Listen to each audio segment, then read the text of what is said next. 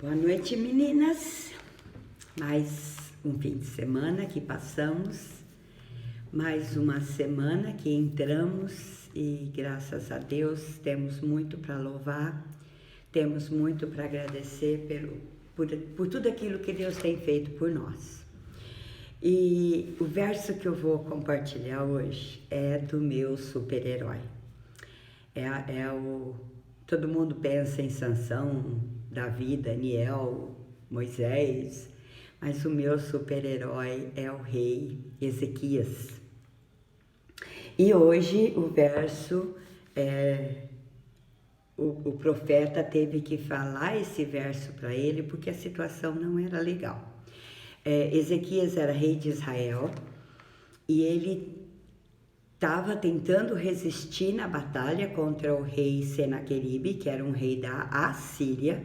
Semana passada nós vimos sobre o rei da Síria e hoje é o rei da Assíria. São dois países distintos, longe um do outro e que não tinha nada a ver um com o outro, além do nome que é parecido. E nessa época do rei Ezequias e do rei Senaqueribe, o profeta que estava vivendo e fazendo as profecias de Deus para o povo era o profeta Isaías. A gente pensa sempre em Isaías lá no final do Velho Testamento, mas o ministério de Isaías estava sendo aqui na época do rei Ezequias, na época dos reis. Por isso que estamos em Reis. E o verso nosso está em 2 Reis 19, verso 6. Isaías lhe disse: dizei isto a vosso Senhor. Quer dizer, Senhor era o rei Ezequias. Assim diz o Senhor. E Senhor aqui é o Senhor Elohim, Senhor com todas as letras maiúsculas. Não temas por causa das palavras que ouviste, com as quais os servos do rei da Assíria blasfemaram de mim. Gente, se vocês puderem tomar um tempinho, vão lá e deem uma lida nesse capítulo. Vocês vão ver como que o rei estava acostumado a lidar com vários deuses. Deus do Egito, Deus da Filícia, Deus dos filisteus, Deus dos edomitas, dos moabitas. E ele, quando ele fala, vem afrontar o povo que estava preso em Jerusalém, ele diz assim: vocês pensam que o Deus de vocês vai proteger? Os egípcios confiaram no Deus deles e eu acabei com aquela nação. Os deuses dessa outra nação confiaram no Deus deles. Então ele foi citando povos e deuses que ele havia conquistado. E ele não estava mentindo, era verdade. Porque eles não tinham Deus verdadeiro. E aqui, Ezequias, ele fica com medo das afrontas do rei Senaqueribe e dos homens do rei Senaqueribe. Mas ele fala assim: gente, fica quieto, ninguém responde nada, ninguém chega perto do muro. Eles tentaram um acordo lá com o chefe de Senaqueribe, mas não deu certo. Então ele falou: fiquem quietos e vamos esperar que Deus vai nos defender. E o povo obedeceu. E Deus livrou. E foi uma vitória de uma maneira tão linda que o povo não precisou nem guerrear.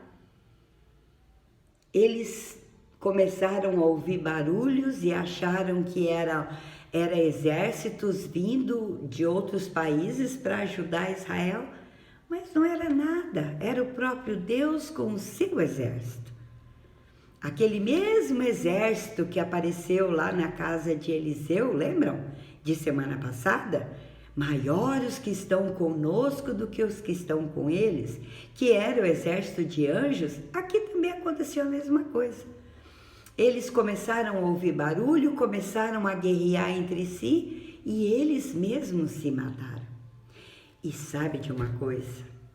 Eu sei que para chegar nessa parte é um pouquinho mais para frente, eu não sei se vocês vão ficar tão animadas para lerem assim, mas quando Senaqueribe voltou dessa guerra, e logicamente com um exército bem menor, ele foi adorar diante do Deus dele. Se eu não me engano, chamava Nimrod, o Deus de que Senaqueribe adorava. E enquanto ele estava adorando o seu Deus, os filhos dele, do rei, entraram e mataram ele. E antes disso aconteceu uma coisa interessante, porque Senaqueribe entrou lá no altar, no lugar que ele adorava o Deus dele, e o Deus dele estava caído. Ele sentou o Deus dele de novo, arrumou o Deus dele e deixou lá bonitinho.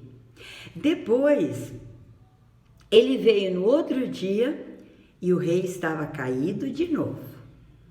E ele ficou, mas o que está acontecendo com esse meu Deus que está toda hora tombado? Ele arrumou de novo. Na próxima vez que ele veio, não só o Deus dele estava caído, como havia quebrado o pescoço. Assim como nós derrubamos um vaso, uma caneca e quebra, o Deus também não aguentou o terceiro tombo e morreu. E quebrou.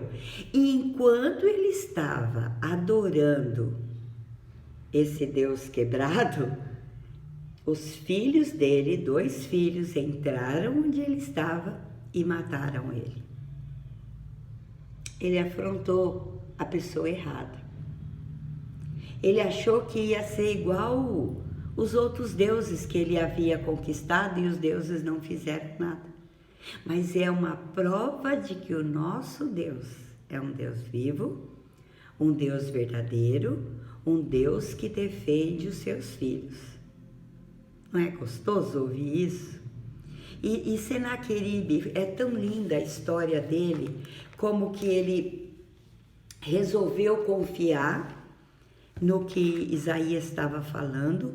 O povo obedeceu as ordens que vieram e saíram vitoriosos.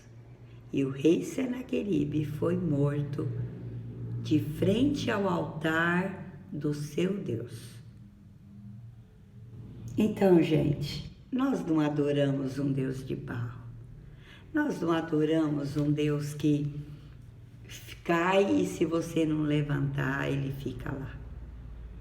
Pelo contrário, quando nós caímos, o nosso Deus estende a mão e nos levanta. Vale a pena, não vale? É por isso que amanhã nós temos oração.